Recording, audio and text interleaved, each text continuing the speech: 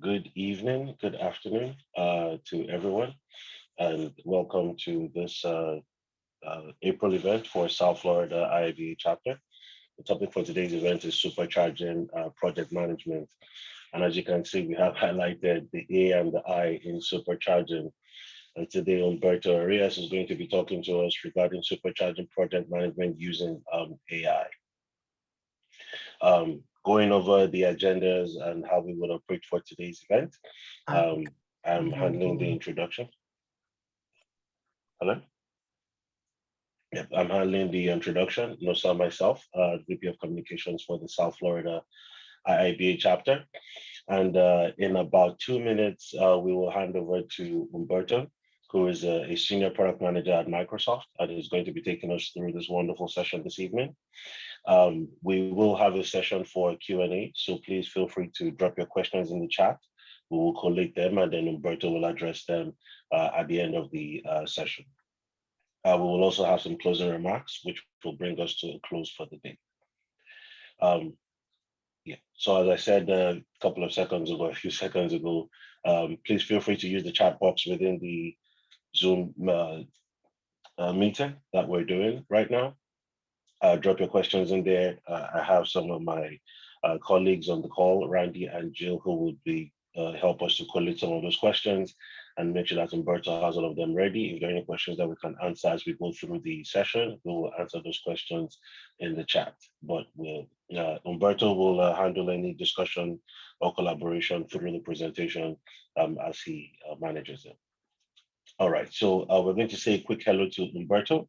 And what we'll do at this point is introduce Humberto for those of us on the call. So for some of us who don't know him, Humberto is a seasoned program manager with quite a number of years of experience under his belt, over 15 years of experience across multiple continents, spanning Europe, Central America, South America, and also North America. His experience goes over quite a number of industries also, including the telecom industry, data analytics, and software development sectors. And over the years, his professional experience has brought a wealth of cross-functional team leadership as some of his key skills, and also being able to help businesses scale into growth across the board.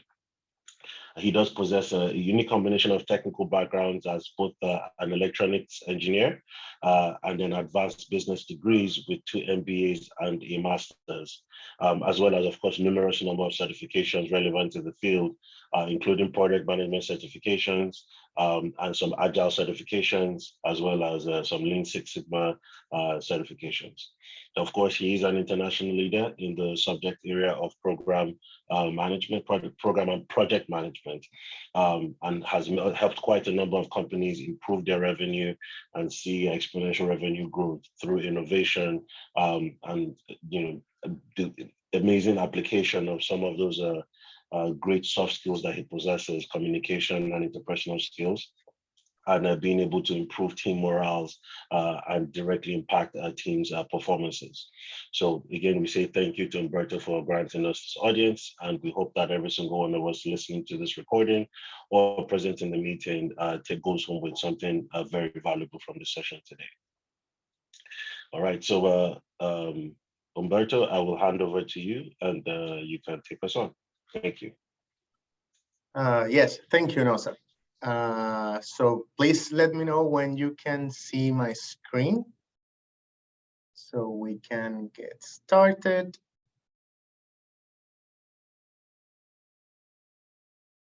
Can you guys see my screen? We can see your screen.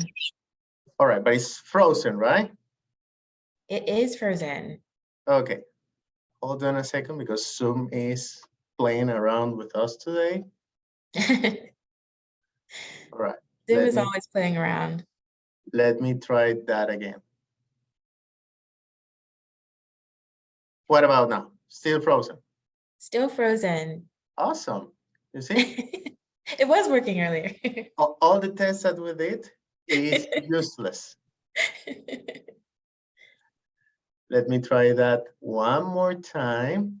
Otherwise, we will try to do this in another way. Okay. Okay.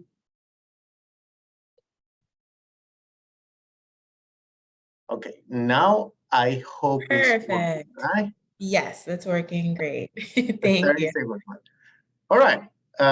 Thank you for the invitation for the IIBA.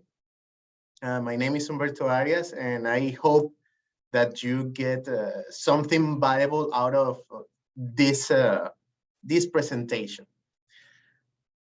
Let me start by asking to every single one of you, what is your biggest concern about AI? And we have been listening a lot of concerns and potential issues that can be generated out of the AI. Nonetheless, the invitation of this presentation for you is to be a bit more positive about AI. Of course, a lot has been said about AI, like for example, let us take some kind of hiatus around AI to stop every single development for 6 months until we get some understanding of the potential consequences of this technology. Many people are afraid that they can lose their jobs because they are going to feel that the AI potentially can replace them.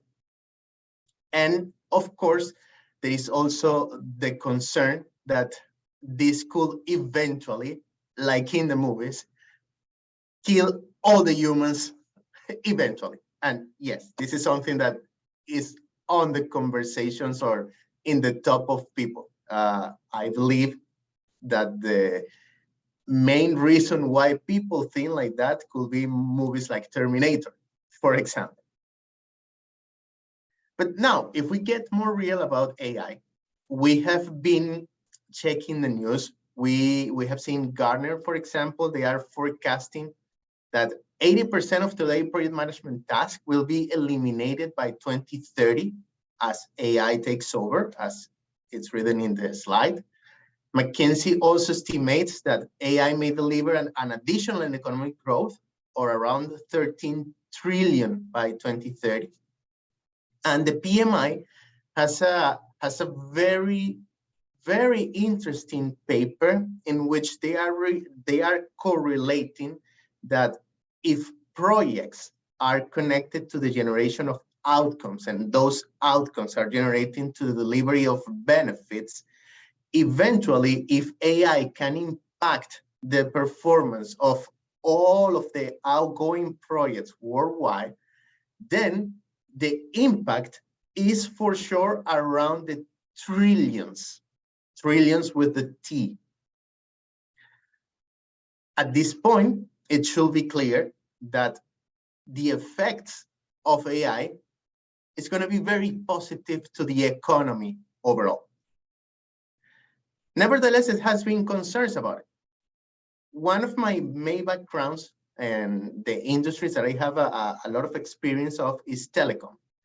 In the telecom world, many people were concerned when the automatic exchange were able to interconnect calls automatically. If you remember, when you wanted to call internationally, you need to call to an operator, and that operator will manually connect with a cable the two ends so you can talk with your friends in Italy, for example. With every single major breakthrough in technology, there are going to be changes, and the labor is going to shift or migrate accordingly with the technology. That's why in the next slide, I want to take this reflection because I want to bring a bit of peace for every single one of you around the AI technology. Well, initially, in the early times, we were walking in horses, not walking in horses, but walking and riding horses. Eventually, we get to invent cars. Now we have vehicles like Tesla that can self-drive around the streets. And in the future, why not? There is the teletransportation, like in the movies, like in the sci-fi movies. Even though this may seem a bit crazy at this very moment, let me tell you that there is currently research that has been capable of teletransporting a single atom from one location in a room to another location. So there is a lot of research going on. So eventually, who knows, maybe teletransportation will be something that is common in our days. What is the main outcome of all this analogy that I want to build? Is that change is constant. As a project managers or product managers or program managers or portfolio managers or product managers, whichever the P you want to put before the word management, you need to embrace uncertainty. Uncertainty and change is going to be a constant. For that reason, we need to understand that some of the tasks that as PPPMs we do will be replaced, but some of them will not be replaced, or at least it's going to be very difficult to replace. If we consider the 3 dimensions that the PMI considers for project or portfolio or program management, there are 3 main factors. We have people, we have processes, and we have business. Project management tasks are basically grouped or classified into any of these 3 clusters. If we start by exploring on people, dealing with people is a challenge itself. There are a lot of tasks that PPNs will need to address on a daily basis. Here, there is just a list or an example of them. Managing conflicts, leading a team, trying to empower our team members and stakeholders, understanding the needs, the willingness to grow of our people or the people that work with us. It's something that is fundamental for the success of our projects or endeavors in general. At this very moment, the AI is not capable of understanding us. If you check the paper, attention is all you need, you will understand that the AI is just extremely good on having a great memory and predicting what is the next word that will make sense to build a phrase. So properly the understanding of their emotion is not quite there. 6 months ago, there was in the news a guy that, by the way, he was fired from Google, that he engaged into this large language model that apparently was capable of developing conscious or developing feelings, right? Still, under the research, people were trying to address this concern by the fact that these are not plenty feelings. It's just the concatenation, the probabilistic concatenation of a lot of words that will make sense or will make you think that that entity has some kind of feelings. Why I'm telling you this?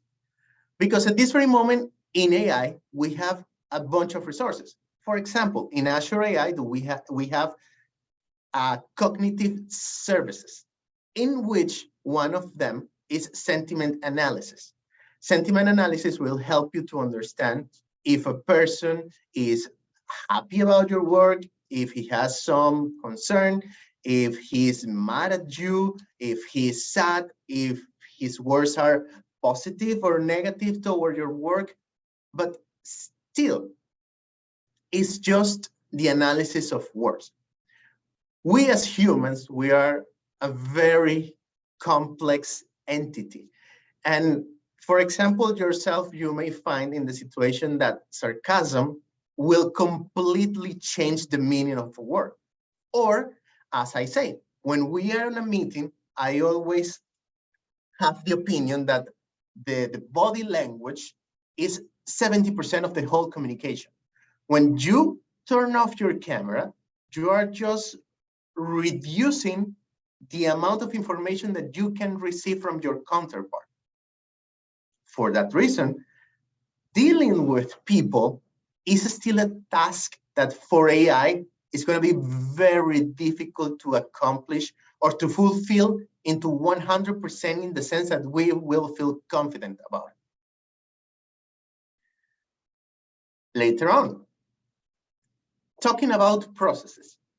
This is an area in which the AI has a lot of potential to disrupt. And let me be clear on this one, to positively disrupt. Why?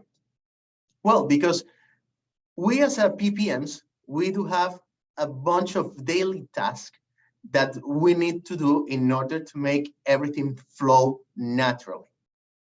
You name it, building reports, establishing some kind of communication, checking data to validate a specific milestone, keeping into the loop a bunch of stakeholders, just from a communication purposes, managing your scheduling, checking the scope, managing project changes, determining the specific methodology for a method or a process. Between all of these processes, everything that is related to forecasting is gonna be impacted by AI. And why? Well, this is not going to happen dramatically or from one day to another. This relies a lot on data. So as companies understand and teams and people understand that we need to capture the lessons learned from every single of our projects or programs or portfolio, all that data, which is in nature processed by a large language model, right? It can be eventually meaningful to build important forecastings. Let me give you one specific example. When you are building the risk register for your program or your product, it will be nice to have some kind of co-pilot, which is and I'm sorry for the advertisement, this is a word that Microsoft is using a lot right now in a bunch of products. It will be nice to have a co-pilot to help you understand, okay, let's do a risk assessment and understand where is the probability of this risk based on the historical data that we have, what could be the impact of this risk, how in the past we have been able to either avoid, mitigate, or transfer this risk, or we can have a higher sense of confidence if we just want to accept a risk, again, based on historical data. It is important to understand that AI or machine learning on these kind of models will not be able to forecast a black swan. What is a black swan? A black swan is an event or a risk that is extremely unlikely to happen, but it has the highest impact possible in your risk register. One example of this, well, the pandemic that we just faced recently, the war between Russia and Ukraine, that is something very difficult to forecast, or is it? Why I'm asking this? Because there are a lot of research around how AI can take leverage of the content of the news in order to forecast what is going to happen in the political scenario, economic scenario, social scenario, and so on, so on, so on. Bottom line that I want to, or the idea that I want to drop you about this is that every single process that is repetitive or is a routine in your daily basis can be also automatized. And in this case, it's important to make the differentiation between what will be delivered through an automatic process and what could be leveraged on AI. If you know your process very well, end to end, from start to end, identifying every single detail of it, every single interaction with all the stakeholders that you may have, it is very likely that instead of using AI, you would like to use some kind of automation, all right?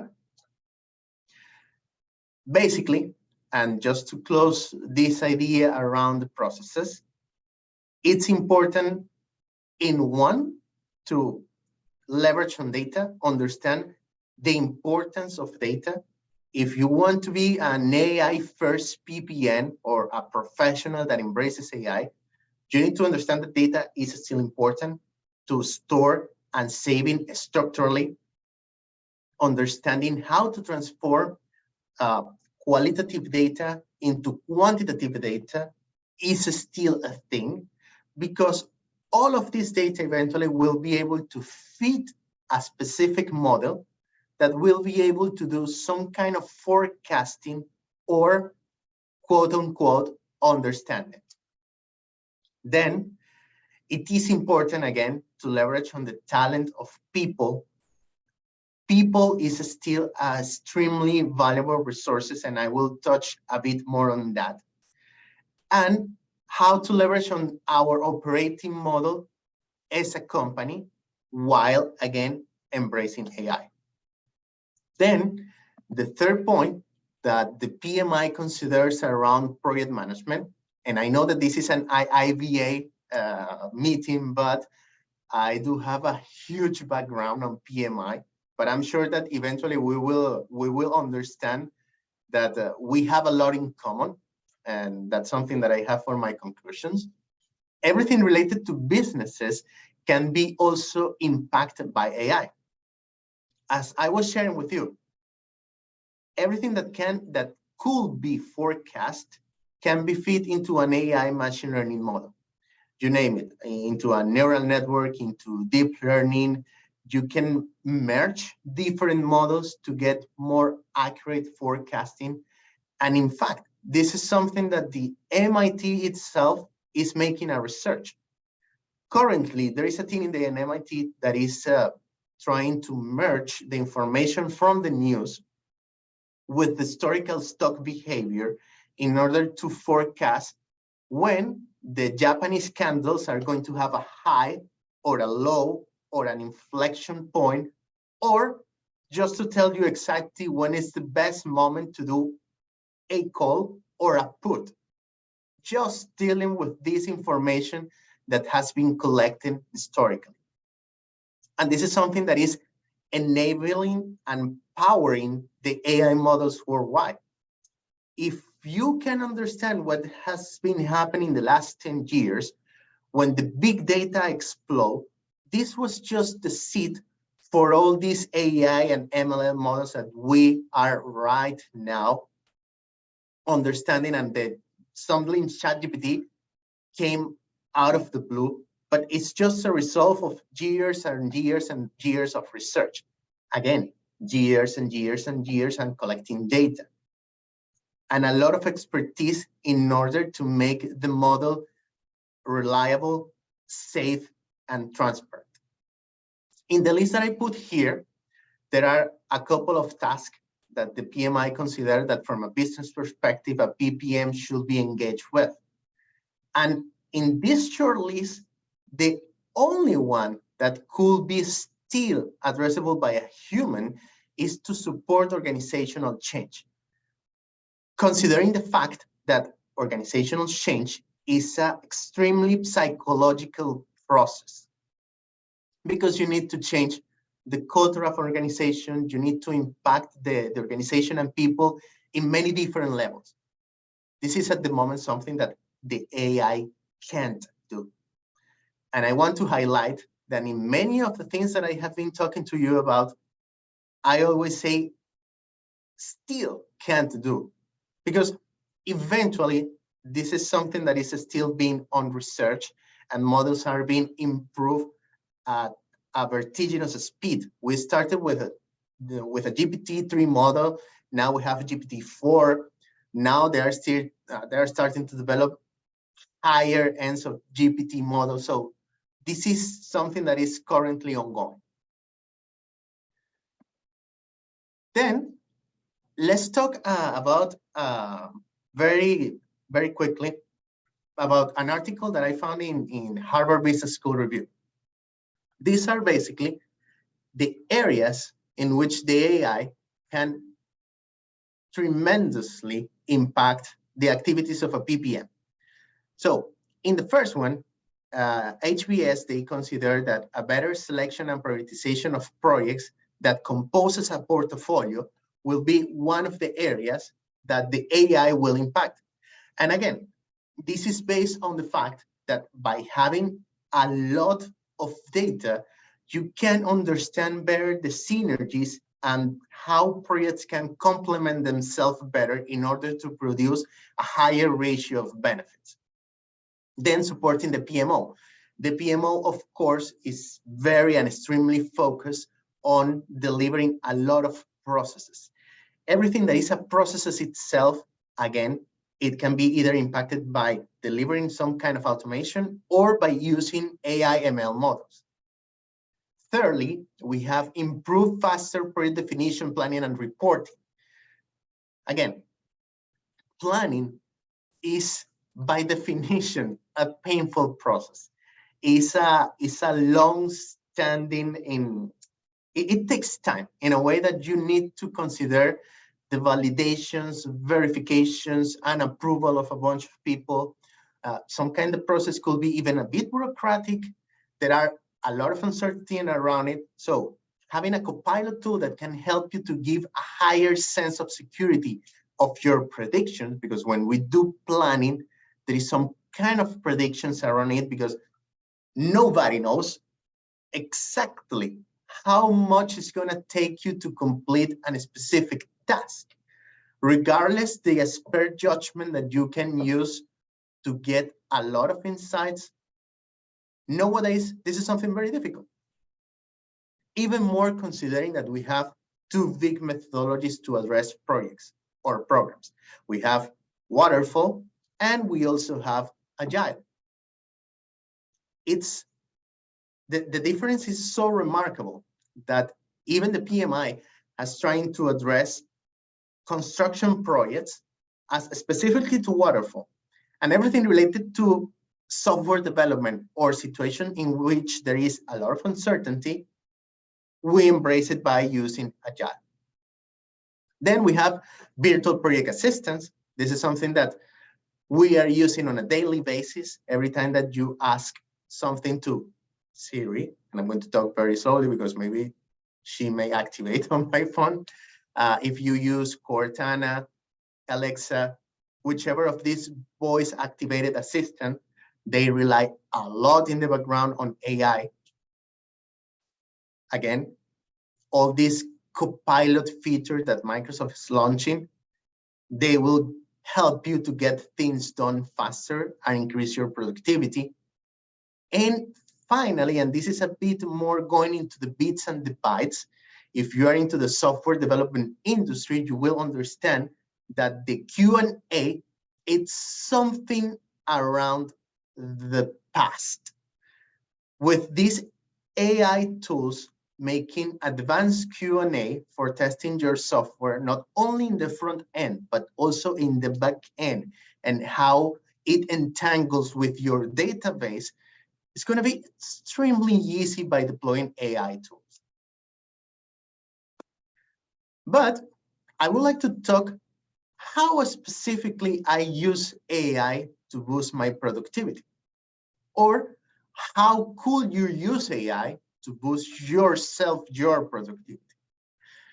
So first of all, if you haven't discovered at this very moment of the recording or on my speaking engagement, English is not my natural language. I was born in Venezuela, so I do speak Spanish. I am also fluent in Italian and French and Portuguese, but I do have a strong accent. So composing communications for me in English is a bit challenging because at the moment of composing a specific email or a chat or whatever text document, I would like to have more vocabulary. So ChatGPT for me has been a great tool because I can just either go to the very high and fast way into the please compose an email to communicate this, and this, or if you want to use it into like a second level, you can just start to use ChatGPT to understand what is some kind of synonyms, antonyms, or just to get the definition of certain words. Because sometimes I made the mistake of making the translation from Spanish to English, and I may creating new words in English, which is not correct. So ChatGPT for that purpose has been a great tool for me. Then creating the minutes of the meetings and next steps. This one, though, requires the activation of a feature regardless your software preferences or application preference, either if you like Zoom or Teams or Cisco WebEx, you can take the recording of the meetings, and there are some keywords that will help the AI to understand what were the key points of the meetings and what were the commitments that people did during the meeting, so you can compose your next step. This is a feature that for me has been a savior. We at Microsoft, we have Viva. It's a great software. For example, I have received sometimes email in which he reminds me like, hey, Humberto, you said that you will do X by Y. And for some reason, I just miss it in my notes, and I got that second opportunity to redeem myself. Then, composing features and user stories. Again, if you are into the software development industry and you're using some kind of WBS or work breakdown structures, you will see that composing all the features, scenarios, and user story, this is something that takes time. ChatGPT can help you to address that. Even though there are security concerns, if you are working on a very secret project, I will recommend you not to use ChatGPT. Otherwise, your data is going to be used to train the model. But today, ChatGPT just announced that they will have a business account or a business service in which they commit to protect the privacy of your data, and they tell you that your data is not going to be used to furtherly train the custom models that they have. So that's an option that you may want to explore after we finish this call. Then, increasing the focus of your dev team. Of course, if you are capable of, as a Scrum Master, delivering the 200, 300% as a servant leader, you are by definition giving back more time to your dev guys to be more productive. And this is something that I have been experienced by myself. All these AI tools at least has contributed to increase my productivity 10 times. Actually, I have been using, which is my point number 5, in Excel. How many times do you deal yourself with some kind of formula or equation in Excel to make something happen very quickly in a spreadsheet? Well, ChatGPT has the property of giving you exactly the formulas that you need to compose. So instead of manually doing the VLOOKUP or creating some kind of concatenations and complex formulas, you can very quickly ask ChatGPT to get that formula for you. That will also reduce the barrier for people that are trying to learn Lambda, which is the programming language of Excel, in order to get things done faster. Then, transforming and creating new products. And this is something that each one of you as a PPMs need to reframe your brains in order to embrace the AI first concept. There are a bunch of products that your company may have at this very moment, and AI have the power to transform that products and delivering disruption. It's up to you, based on your expertise in your industry, to get the understanding and creating the opportunities to create these new products. Then my second My point number 7 is translating code.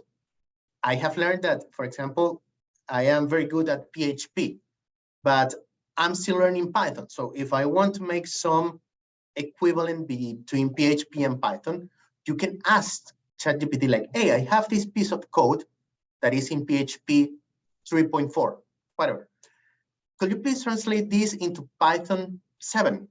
And it will give you the code for Python that is equivalent and will make the same function as your PHP code. That also applies for SQL command or SQL queries. At this very moment, I am learning myself something around custo queries. And when I develop the queries in SQL, you can ask ChatGPT to give you the translation of your SQL query into custo query. It is really amazing. And it's also a way for you to upskill yourself in a specific technology while taking leverage on your current understanding of the skills that you have. Then brainstorming. Try to brainstorm with ChatGPT. It's going to be a fun experience. Very differently to Google, ChatGPT gives you the answers statically. You don't need to surf or navigate the web toward all the 7 trillion of results that Google gives you, which, by the way, you normally go into the first or second result. But ChatGPT just gives you the answer right away. Of course, people will tell me, but hey, Humberto, sometimes ChatGPT is hallucinating. Yes, it's still something that you need to have the critical mindset to validate what ChatGPT is telling you. Then produce lessons learned. More than produce lessons learned, I will tell you that forecasting based on the lessons learned that you are going to collect and how you can use that data to train a model that will help you to do forecasting. And the last piece of advice, which is all related to risk management. I already gave you a couple of examples when we were talking about how to address the risk register. If you have learned, or if you have had the opportunity to read a book from, oh, I forgot her name right now, Rita Mulcahy. She said that product, program, portfolio management is all about risk, about managing risk. We constantly in our lives, we are dealing with risk, how to avoid, how to embrace it, how to transfer, how to take out of it the good stuff, because risk can also be opportunities. So all the information that can be forecasted to help you to manage the risk, it's something that AI can help you with. So lastly, my advice is to invest in yourself, embrace changes, and learn AI up to the level that you feel confident with the technology. I have one final advice. This is not mine. Actually, this is an advice from my mom that I'm going to share with you. My mom says that everything in life can be taken away from you, except for 3 things: what you have studied, what you have traveled, and what you eat.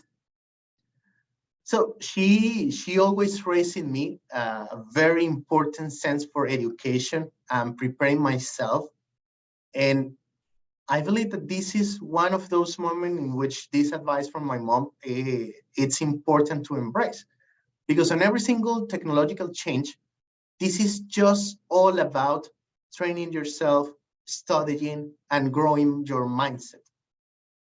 AI, mathematically, is not a difficult concept to grasp. It's just a bunch of probability concatenated one after the other. And you don't need to be good at stochastical process or Poisson processes. No, you just need to understand the tools that will empower yourself to do more with this technology. At this very moment, if you want to train a random forest model based on the data that you have, there are already a bunch of tools for you to do this. You have R, you have Python, you have Azure AI.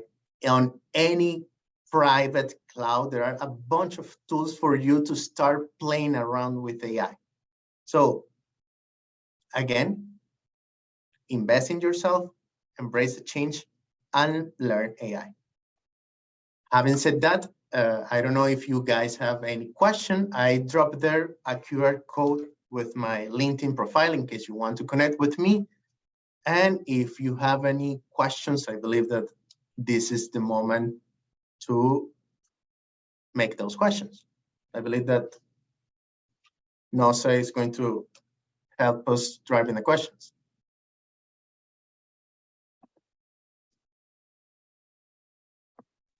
Hello, hello, hello. Hello, Humberto. This is Ronnie. I have a question. How to be more involved in the AI environment? Because, right now we have a lot of questions. We have a lot of concern issues related to that, powerful tool. So, but basically how we can be more involved in that positive environment for the AI? Well, the first thing that I could tell you that is important to embrace is to understand how you can capture in your industry, in your company, in the projects that you are working with, all the sources of data and how to store and warehouse that data. Focusing on data is still important because that eventually will help you to train your models based on the predictions that you want to build. These models that you build based on the data that you will use to train, this is something that you need to do constantly over time. Why? Because data has the nature of changing itself, and therefore your model needs to go along with it. I would like to ask you very quickly, in which industry you are currently operating right now?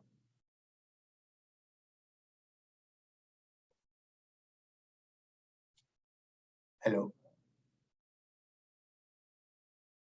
Hello, hello, hello. You are on mute. Hello, yeah, I can hear you now. Sorry about that. No worries. So in which industry are you? Healthcare industry. All right, well, I can share you in the healthcare industry, there are a lot of applications around AI, detection of breast cancer. I have seen dermatologists using AI to determine if any spot in your skin is something to be concerned about or not. Everything relating to image analysis, it's very, very disruptive in healthcare.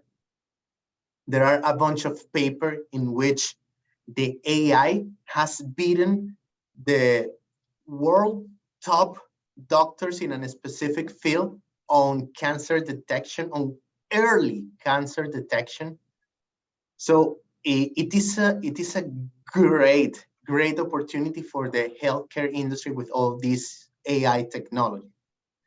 Again, yeah, we are pretty sure about that, but the thing is that for instance, the managers, the supervisor, and actually the vice president in every industry or company, they are afraid of using AI as a, research tool or beyond. So try to find information or try to get insights. So that's why I was asking you how to be more, involved in getting some case of study that maybe we can compare or we can use as a template in order to make sure that in the different industry, the AI is not just something that we have to be afraid of, but also we can get a lot of improvement based on the results. all right.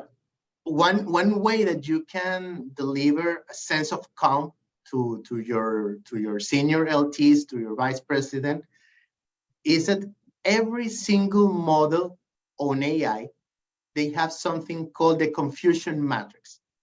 The confusion matrix will tell you the rate of true positive, false positive, true negatives, and false negatives. It is up to you to understand on which of these 4 cases you want to set the threshold to either take a responsible action. There is always the example of, if I have a model of an AI model that can predict if a person has diabetes or not, what would you think it would be the worst case for you? If you say that the person is diabetic when you predict that the person is going to be diabetic when in reality was not, or when you predict that a person will not be diabetic when in real life he is developing diabetes. So the later, the second one, is the most dangerous one, because you're telling a person that, hey, you are healthy, you are safe, nothing is going to happen to you, when in reality, that person is developing the disease. While in the first one is the opposite case. So there are a bunch of mathematical tools that will help you to set a confidence threshold, and that confidence threshold must be tied to the risk appetite of your organization. Bottom line, I will tell you that by understanding the technologies and the tools that you have to measure the quality of the models, you can fulfill for sure values that your company has around reliability, safety, and transparency. I hope that that answered your question. Of course, thank you very much. I don't know if there is another question, or I believe that at this point, Nosa, you want to take over? Yeah, Humberto, there's a question in the chat. It's from Randy. She's asking, you talked about how AI can boost productivity from helping us complete software development tasks faster and produce lessons learned and risk management. You also mentioned about some great ways that Microsoft is applying AI in their applications. Are there any other applications of AI that you haven't mentioned, including Microsoft, that you consider game changers in productivity? All right, there are a bunch of things that we are currently doing around AI. Of course, I am restricted to share a bunch of information with you. Nevertheless, I can tell you what has been publicly announced, which are all of these Copilot tools. There is a lot right now, Copilot for GitHub. The Copilot for GitHub is capable of predicting what you are going to code, and just with a tap, you can complete the code. There is a Copilot for Word to composing letters or documents. There is a Copilot for Excel in which now you can get insights from the data directly from the Copilot. There is a Copilot for PowerPoint in which you don't need any more to build a presentation because the Copilot will do it for you. So basically, we are embracing this Copilot for every single product that we have in Microsoft, and we are expecting to put this Copilot thing on every single product that we have. Of course, Bing is the flagship of it because I expect personally to disrupt the search market. This is a market that in which Google has been sitting in a gold share for ages based on a paper that if you have the opportunity to read, give it a try, which is the paper that explains the ranking algorithm that was invented by the 2 co-founders of Google. And now they are facing a competence with this tool that potentially can give you the answers of everything that you may have immediately. Because if we analyze how we have been using Google, we are just asking questions to Google. And instead of getting answers, we just get a list of things that we need to still dig to get the answers. This is a disruptive tool from the fact that now you don't need to search the whole web to find an answer. You just get the answers straight away because Bing is doing all the work for you in the back. I'm sorry that I couldn't give you more details about that, but otherwise, I risk to be fired very quickly. We don't want you to get fired. That was helpful. Yes, thank you very much. Thank you, Humberto. Any other questions or comments from the floor?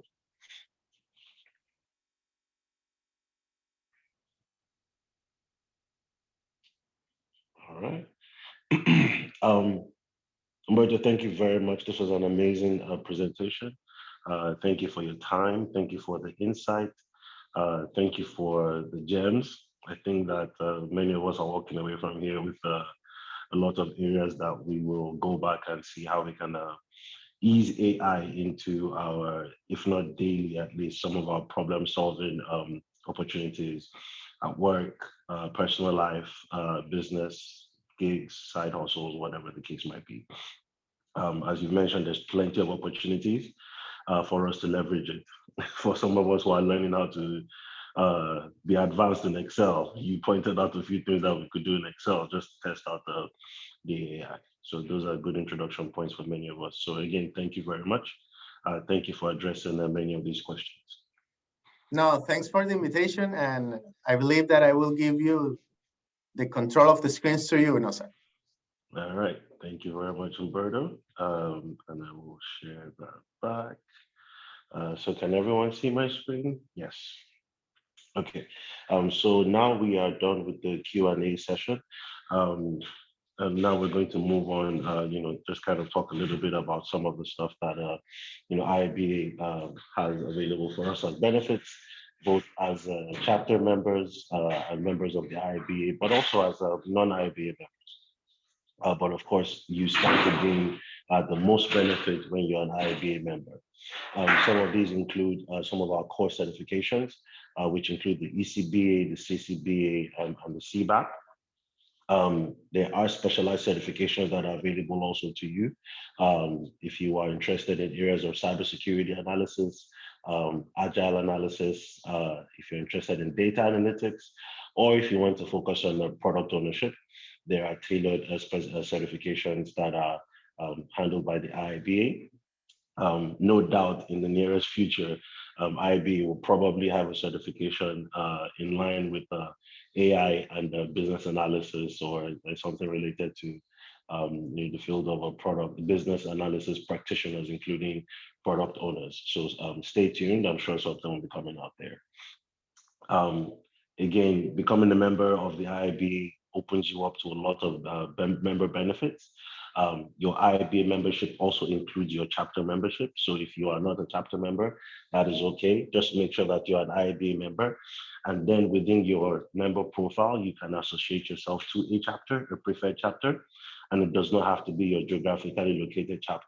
However, if you do pick your geographically located chapter or whatever chapter you do pick as your home chapter, they get the benefit of the portion of the dues that you pay for your membership to IIBA. But please make sure that you are definitely related to one chapter so that all of our chapters get to benefit from you being present, you participating, and you helping to grow the community. We are always looking for volunteers in the South Florida chapter, so please feel free to reach out to Randy, who's our president, or myself through our emails here. You can also connect with us on our social media pages through YouTube, Twitter, and LinkedIn. Feel free to send a message, and any of us will be more than willing to respond and engage in some meaningful conversation. We're looking forward to having additional team members, not just in our executives, but also just helping with keeping the chapter alive and getting some things done. So please, you don't have to have too much time available, but any time you do have available could be helpful for the group. A quick look at what we have lined up. So far to date, we have had Tom Henriksen this year, who took us through the Power Skills Workshop, where we talked about communication for business analysts and how to improve that skill. Today, we have listened to Humberto, who has taken us on supercharging our project management, but not just project management, product management, program management, portfolio management, and as he said, whatever P we decide to put in front of the management, how you can leverage AI to supercharge that P management. Again, thank you to Humberto. For June, we will be hosting Carl Weigers, who will be talking to us on the essential requirements practices. This is in conjunction with a few other IABA chapters. So this is definitely going to be a great event. I think that all of us who are present here today should endeavor to make it to that event. You can register for that event by visiting our chapter event page and using the registration link from that page. And as we proceed down the year, come July, we will have Jamie Champagne, who was an amazing speaker for us last year. She's coming back again this year and talking about data-informed, data-driven, how best to actually just use the data if you have that data. And then we'll host Tamara Couple and then Brian Hathaway later in the year. So please make sure that you constantly stay in touch with us. Follow us on our social medias, as we'll be talking about these events leading up to them, and then making sure that you register through our events page. All right. Again, like I said, hit our website, events page. You can get all the events listed there and register for it. Our social handles for Twitter, as well as our name for LinkedIn, is listed here. Please feel free to follow us and engage with the chapter on social media. Thank you, everyone, for being here. Thank you for joining us for this event tonight. We hope that you all have a wonderful evening and a great rest of your week. Good night, and continue to stay engaged.